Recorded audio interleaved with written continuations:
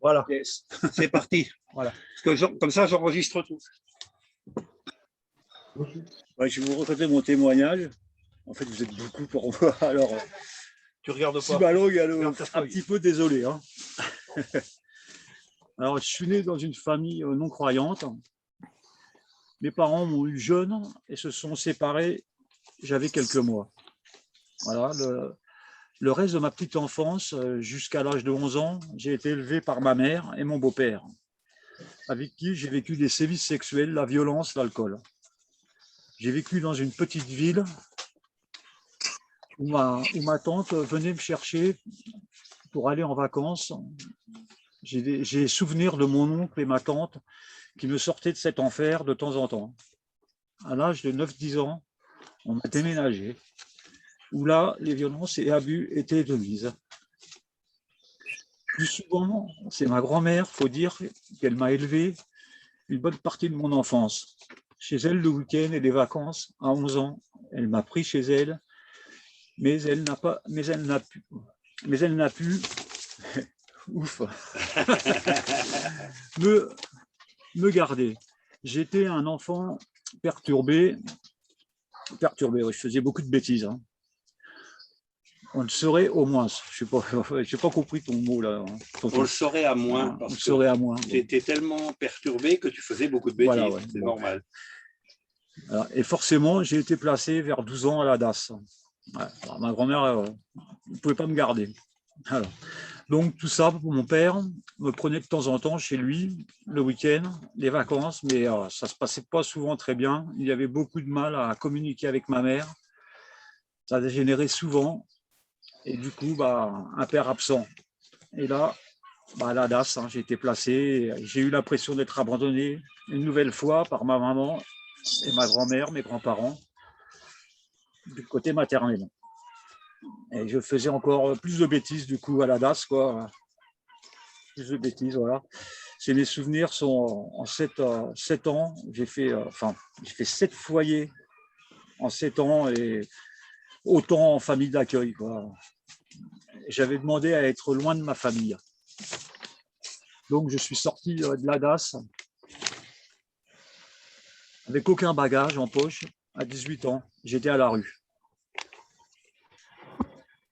Et ouais, là, je suis perdu, pardon. Non, J'étais à la rue, en plus, j'étais devenu alcoolique et avec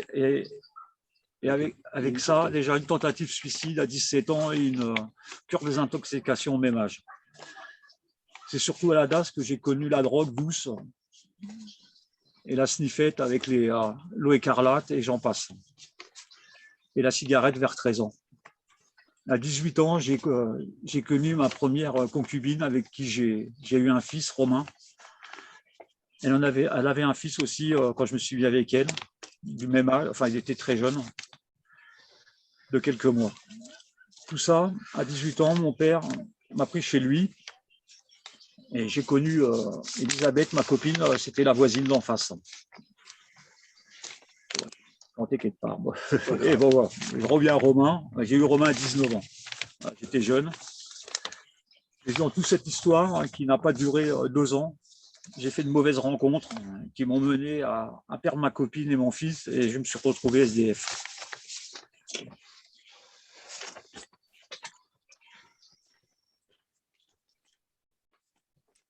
Et à la rue, j'ai connu une autre fille, Virginie, ma deuxième copine, avec qui j'ai eu 4 enfants. Et j'avais toujours ce problème d'alcool et de drogue. Douce, c'était la drogue douce pour l'instant. Je les ai connus en 93 ou 94. Nous avons eu Anaïs, ma première fille. Et nous étions à la rue. Ouais. J'étais SDF avec ma copine quand Virginie est tombée enceinte. À Provence, Seine-et-Marne. Et jusqu'en 2001, nous avons eu 3 enfants, Erwan, Sandrine et Alexis. Et sur ces 7 années, rupture à la suite, avec des retours à se remettre ensemble, rupture sur rupture, dans l'alcool et la violence. Moi, sur ces 7 ans, je les ai passés à la rue. jamais passé à la rue, Jamais chez elle. et jamais chez elle. En fait, on n'était pas déclaré comme ça, toucher en fait voilà, les allocations, quoi. J'ai fait bouger Virginie beaucoup entre la Seine-et-Marne, pardonne-moi Virginie, et le Lot-et-Garonne. Et moi, en 2002, je suis passé à Rodez, à la rue, en Aveyron, dans le 12. Et là-bas, j'ai trouvé cette ville chouette et je me suis installé là-bas, quoi. J'étais passé dans une famille d'accueil quand j'étais plus jeune dans cette ville. C'est pour ça aussi que je suis passé par cette ville. J'ai eu une période antérieure à 2002, entre 97 et 2007, où j'ai connu la cocaïne, l'héroïne, dans un squat en Italie, le LSD, le MDMA, en fait toutes les drogues. Hein. Je ne vais pas mettre toutes les cités. Il y a toutes les drogues. En Technival, des fêtes clandestines.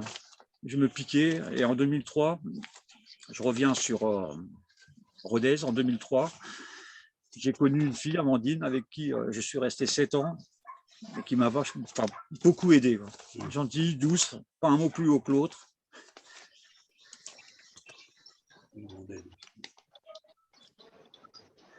J'ai sorti de l'alcool. Souffle, souffle, souffle. C'est normal.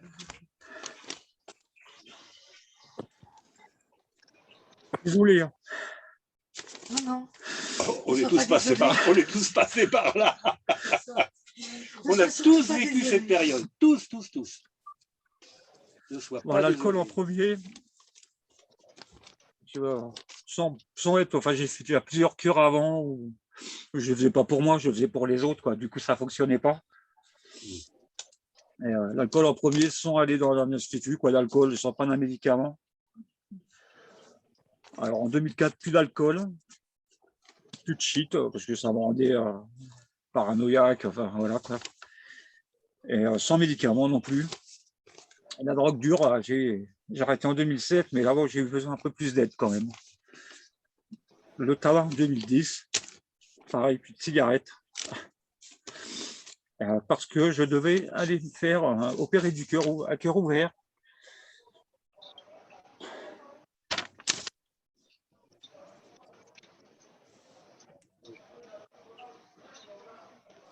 J'ai fait un anévrisme aortique. Un anévrisme aortique en 2010. Quoi. En fait, j'avais un souffle au cœur de naissance. Et, le médecin a toujours dit à ma mère, oh, c'est rien, il en souffrira pas plus tard. Bon, avec mes conneries, forcément, bah, je l'ai éclaté mon cœur. Quoi, hein. Il a usé un peu plus vite. Un mec de 50 ans dans un corps de 80 ans. Quoi. Et, donc, du coup, en 2010, je me suis fait opérer. Et j'ai arrêté le tabac. J'ai dit, j'ai fait, ils m'ont réparé une valve défectueuse et réparé une valve défectueuse. Je vais revenir en arrière, c'est là que ma vie a vraiment commencé à changer. Vraiment là où j'ai connu Jésus, quoi.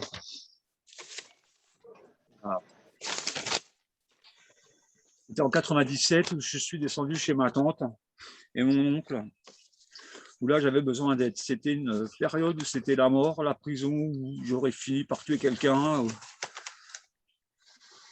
Et voilà quoi, après c'était vachement compliqué quoi. Je me scarifiais les bras à l'époque, j'étais tellement en bas que j'ai fait un pacte avec l'autre que je considérais comme mon seigneur. Mais dans tout ça, il y a ma tata et mon tonton m'ont emmené en 97 quand je suis descendu, m'ont emmené avec eux à un culte le dimanche et là la grosse délivrance. J'ai pleuré, je me suis agenouillé, j'ai reconnu Jésus comme mon sauveur. Ça m'a fait du bien. Je me suis senti léger. Alors c'est là que j'ai connu Jésus comme mon sauveur. Après c'est vrai qu'il est resté encore du chemin jusque maintenant pour que là j'en suis là maintenant. Où, c'est notre vie quoi. C'est ça n'a plus rien à voir quoi. C'est passé, c'est fini tout ça quoi. Et pour que je sois complètement guéri et sauvé par Jésus, qui a lavé, pardon, qui a lavé de son sang mes péchés, qui a pris mon fardeau et qui était énorme. Amen, Seigneur Jésus. Merci pour cette délivrance Et il va devenir mon Seigneur. que j'ai reçue de toi, Seigneur. Amen, Seigneur. Amen. Amen. Amen. Amen. On a tous eu cette période et tous eu, peu importe. Oui, mais c'est normal, c'est normal, c'est normal. Tu parles à ton Seigneur maintenant. Hein. Ouais. Gloire à Dieu. Ouais, c'est du bien. Ça s'appelle la première délivrance. C'est pouvoir dire tout ce qui s'est passé. C'est voilà. Ah, qu'on faut revenir sur le passé. Hein. Mais oui, mais ça fait partie de ton avenir. On a chacun une histoire. Hein. Parce qu'à un moment ou à un autre, tu seras. Ton histoire, ça sera ton témoignage. Voilà. Et puis ça sera. Ouais. Ça sera une aide pour les autres. Et c'est une infime partie du témoignage. Hein, parce que si j'avais tout écrit, Ouais. témoignage. Mais tu auras l'occasion un jour de le témoigner par bride à certains, parce que tu sauras qu'il faudra peut-être appuyer sur tel sujet à certains, puis à une autre personne, tu appuieras sur un autre sujet. C'est ça le témoignage. Il n'y a pas de ça. Je pense que quand on dit ces choses-là, en fait, on se rend compte qu'on est vraiment libre. Et quand on est vraiment libre par le Seigneur, on n'a même pas honte ou quelque chose comme ça de ce qu'on a pu faire dans le passé. Parce que le Seigneur nous a fait tout neuf, il nous a renouvelé et c'est plus nous. Donc on est libre d'en parler. Voilà. Et je donne gloire à Dieu, ton témoignage est magnifique. Et ça encourage tellement de vie, ça va encourager tellement de vie, ça va apporter tellement de joie et de l'espoir pour beaucoup de jeunes qui traversent cette situation. C'est vrai. Maintenant, j'ai hâte de sauter dans l'eau. Amen, on y va. On y va et on remet ces moments de départ. Voilà, donc on vous abandonne un petit peu, on va à la mer et Marinette va reprogrammer une autre numéro de réunion pour Zoom et on se retrouvera là-bas et nous les pieds dans l'eau. et il y en a un qui aura le corps dans l'eau. Super. Le vieil Sébastien va rester au fond de la mer. À tout de suite. À tout de suite. Hein. À tout à l'heure. À tout de suite. On va reprogrammer une tout de suite, comme ça. Je commence à me changer dedans quand même. Ouais, tu vas. Je t'ai mis un short, un maillot de bain et un t-shirt. Si tu veux des claquettes, tu sauras mieux. Il y a eu des claquettes à Christian. Ça m'a saoulé. Tu sais, je suis saoulé. C'est pas l'alcool. Hein.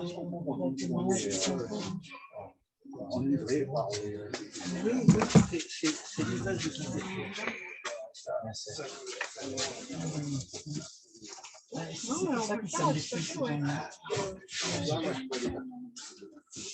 Alors, j'en remets une autre. C'est ça comme tu dis, le caleçon blanc. Non. Je mets pas le pantalon blanc, Manette, moi. Je mets ça. Hein? Fini les conventions. Fini les conventions.